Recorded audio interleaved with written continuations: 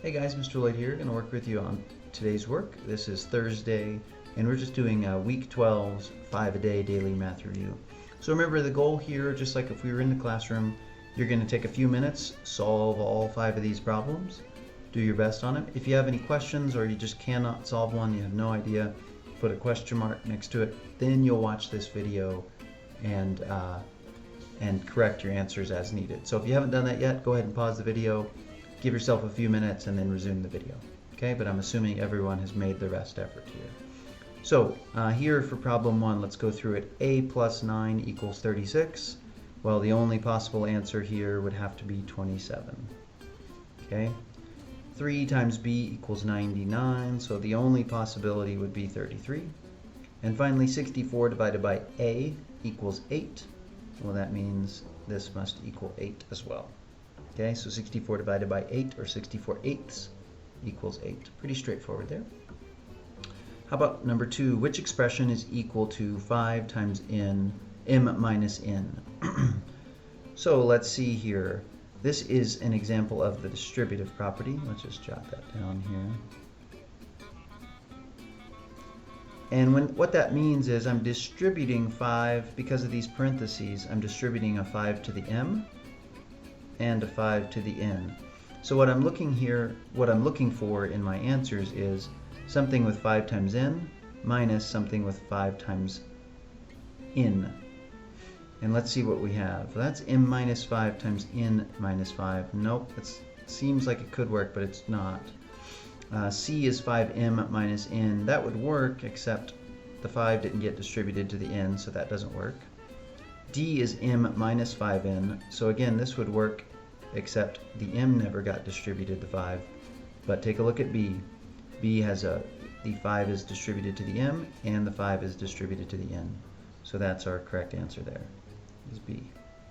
Okay, so that's our nice little example of a distributive property. Here we're looking at number 3. We've got a small little data set, and we're trying to find the mean, median, mode, and range.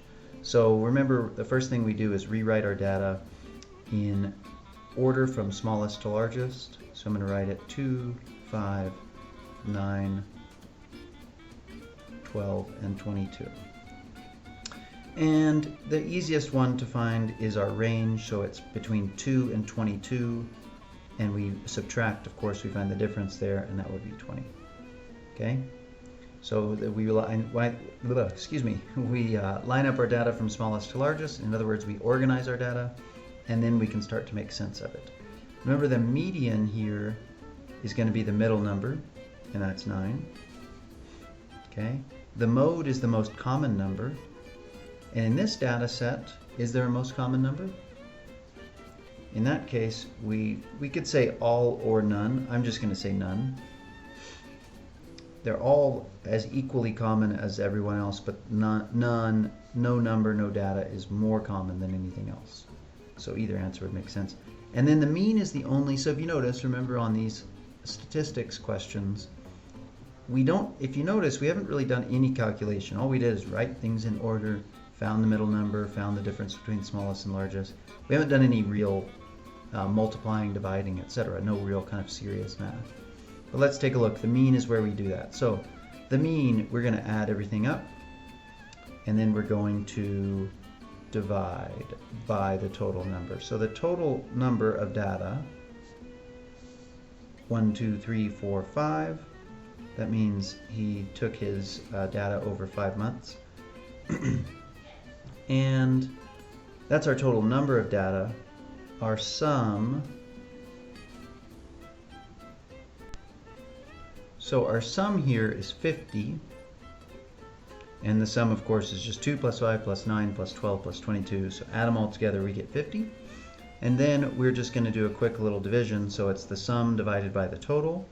In this case, 50 divided by 5, and of course, we know that that would be 10. And remember, there's a much more common word for mean that we use all the time in everyday language. We would call this the average. So this person, Miles, ran an average of 10 miles per month, is how we would say that. All right, now let's see, number 4 and 5. I have to twist my paper a little bit here, and you'll do the same. Let's take a look. Number 4, 11 students participated in a jogathon and raised different amounts of money. This data was used to make the box plot below. What is the median of this data? Okay, so what we're looking at here is a little box plot, and our job is to, on question 4, is to figure out the median of the data. And I'm going to take a couple of, well, first I'll just do it with blue. The median of the data is listed right here. And so, of course, that is right at 105. And I guess that would be $105 because this would be money raised by students. I'm assuming each of these is $1 and not a cent. So $105 is our median. And then I'm going to take a different color and I'm going to just do a quick little sort of semi-coloring in here.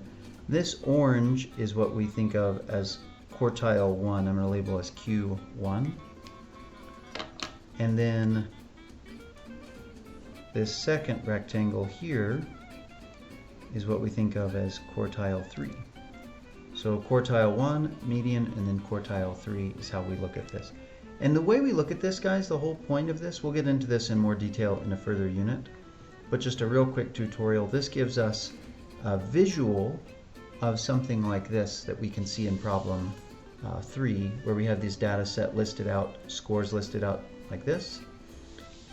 This idea here just gives us that as a visual, laid out in a box plot like this, and it shows us just how tightly grouped our data is, how close our data is to the median visually, not just numerically. And so that's all we have to do on number 5 is to label the upper, well, no, that's not exactly all, excuse me. We've labeled them. That's going to help us answer the questions about the range. So remembering from, let me just take you back over here. Oops, I'm turning it upside down, aren't I? Excuse me. Remember that the range of a data set is the difference between the smallest and the largest. So here, the range of quartile 1 is going to be from the smallest value to the largest value in quartile 1, which would just be this median value. So that's going to take us from 98 all the way to 105. So Q1 range, quartile 1 range, equals 105 minus 98, and that would be 7. Okay, and then for same type of thing for quartile 3, the range is just the distance between 105 and in this case 117,